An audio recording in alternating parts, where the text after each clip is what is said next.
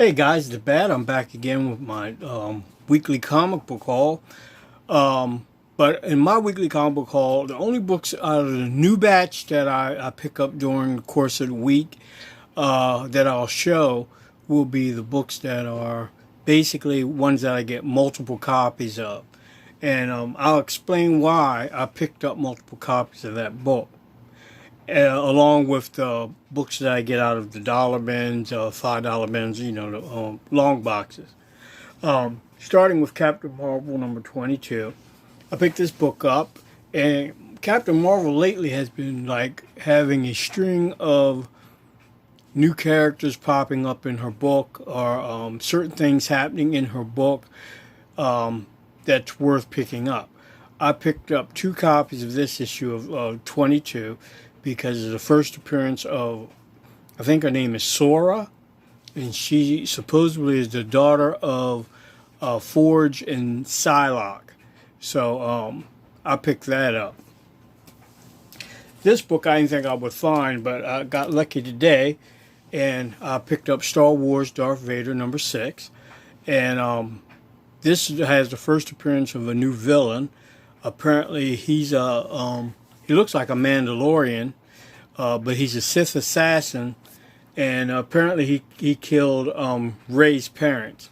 And on the very last page, you get a shot of him. And I picked up a couple copies. Picked up 4 copies of that. I got 3 here, and one's already put away. X-Men 12. This book is kind of hot because of the character on the front cover called Summoner. This is his first appearance. So I picked up 2 copies of that.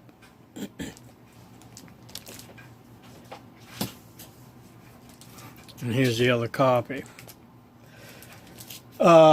Commandeers in Crisis, issue number 1. I picked this one up because it's the Momoko cover variant.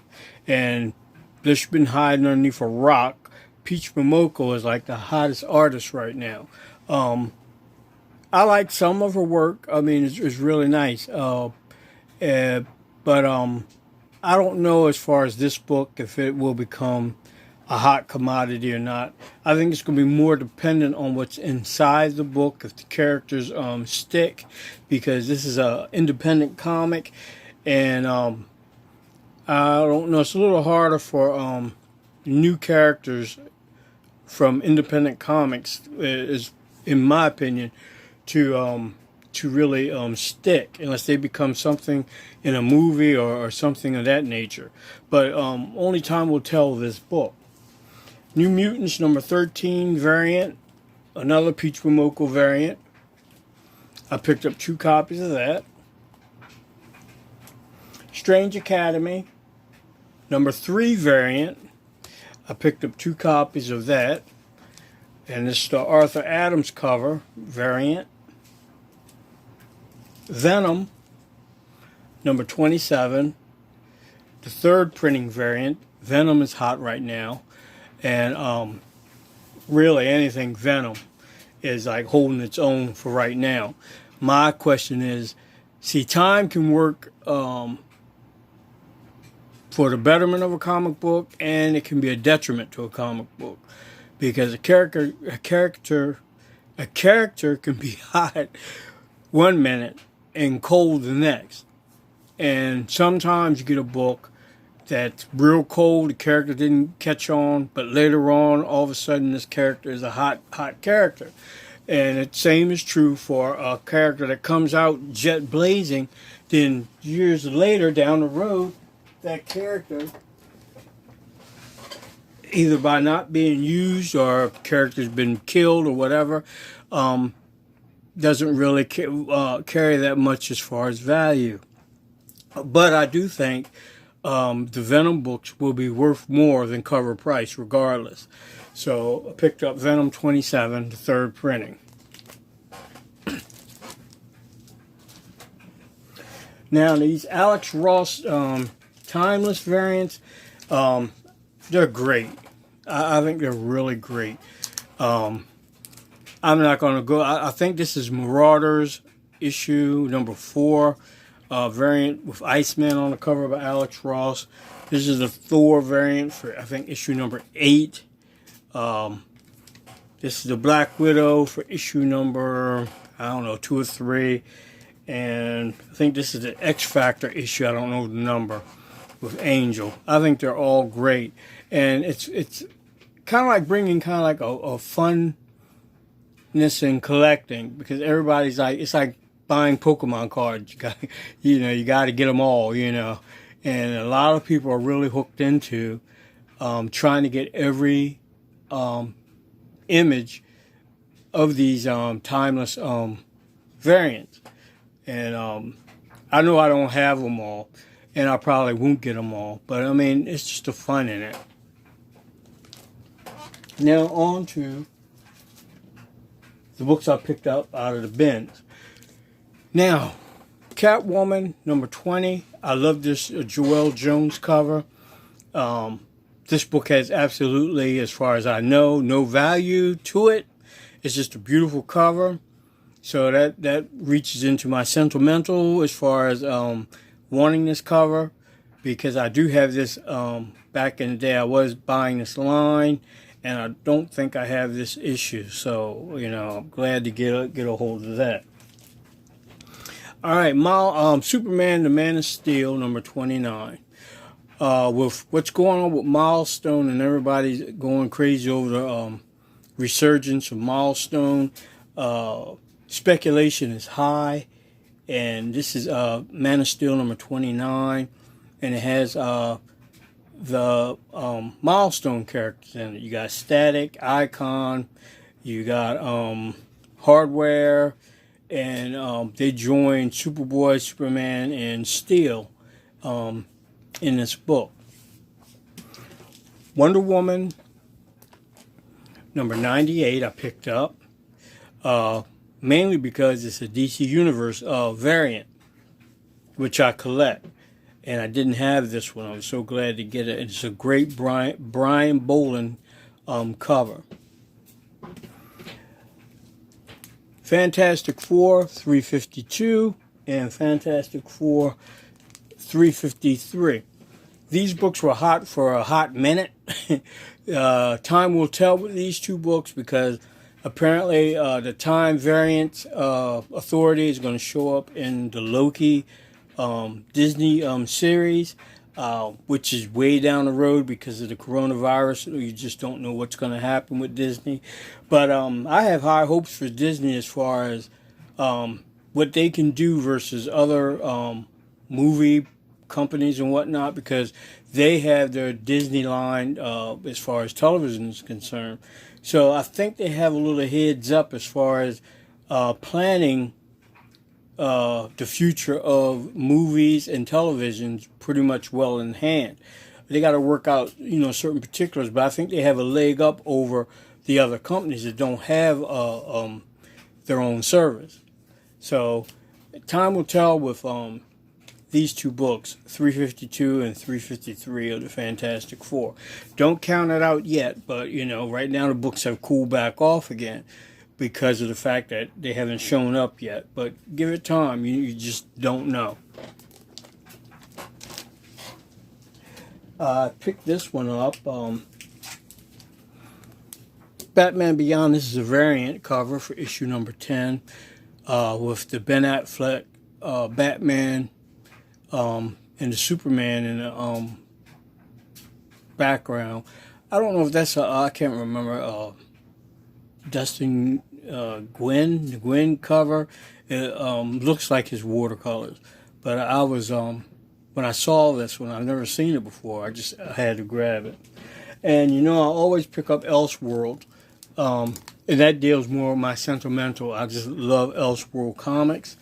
The prestige formats, I love them, and especially if they've never been opened, because once you open them, that line cracks, and the value of it, worthiness of it goes down tremendously.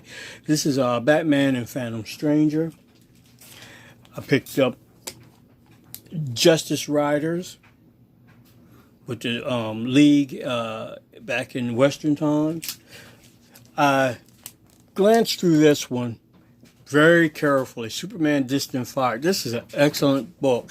It's pretty sad, though. I mean, because the world, with Shazam and Superman, two of the most powerful heroes ever in DC continuity.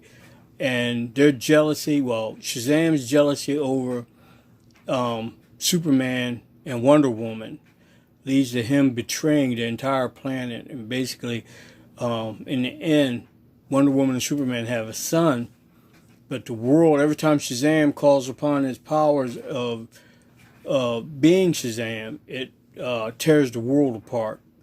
And because of his jealousy of Wonder Woman loving Superman, because before Superman was basically, the world had went into some kind of cataclysmic event, and most everyone was killed, and Superman was alone for a long time, and he thought he was the only survivor. But a lot of the heroes did survive, and eventually Superman found them. But when he first found Wonder Woman, and she brought him back to the village where all these other superheroes were. And apparently Billy Batson, now is a grown man, and he has a fondness for Wonder Woman to the point where he think he owns her. But Wonder Woman's heart falls for Superman, and they eventually become lovers and get married and have a son. And throughout all that time, Billy Batson's anger is just festering. And he learns that he can still call upon the powers of Shazam, but every time he does it, it does something to the earth. So he leaves that group of heroes and forms his own faction to overthrow them, all because of his love for Wonder Woman, And I'm not going to tell you the whole story. I mean, it's a great story. It's just really, really a sad ending. It doesn't end well. Now, this one I've never seen before. X-Files Conspiracy, Teenage Mutant Ninja Turtles. This is the subscription cover, for issue number 1, which I thought was pretty wild. I've never seen this before. Another variant that I've never seen before. The 200th edition of All New Spider-Man from Ultimate Comics. This is the Miles Morales variant of issue number 200. Picked up another copy of Amazing Spider-Man Annual number 19. And I found this for $2. Forbidden Worlds. I can't see the issue number 127. 12-cent comic book. Nice cover, but on the back of it, it's like somebody did some painting or something, and they left some fragments of paint on the back of it. But I mean, the front is beautiful, really beautiful. That's why he marked them down $2. But the rest of those older books he had in there, they were beat beyond recognition. I was scared to even flip a book open. That's how bad they were. The condition of a lot of those books were. Picked this one up. This one cost me a little bit of money, Star Wars Republic number 52.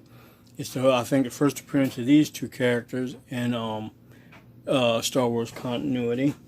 And the last two books I'm going to show, picked up. I was glad. I remember as a kid wanting to order this book, The Charlton Bullseye, number 1. It's a great cover. Great book, but it's got some kind of mess down there in the corner. But I remember this book, and I wanted to order it back in the day, and I was young then. I wasn't working anywhere, so that knocked that out the box. And right behind it was the Charlton Bullseye number 2, with one of my favorite characters when I was a kid growing up, E-Man by Joe Stanton, and Nova. And because Donny Cates is like one of the hottest writers out, I found a copy of A Tomahawk and issue 0. And I can't get no heads or tails out of this book. This book is just off the chain. was he on acid when he wrote this book, or what was going on in his mind with this book? The art is like totally unreal. I mean, it's just a different type of book. And that's my haul for this time around, until Wednesday when new comics come out, or tomorrow when the DC comics come out. So, y'all guys be well. Those who watch my videos, I thank you very much. Those who subscribe to me, I thank you very much too. And those who comment, I really thank you. I hope everyone is well. And hope you find what you're looking for come Wednesday. And I'll see you in the next video. Goodbye.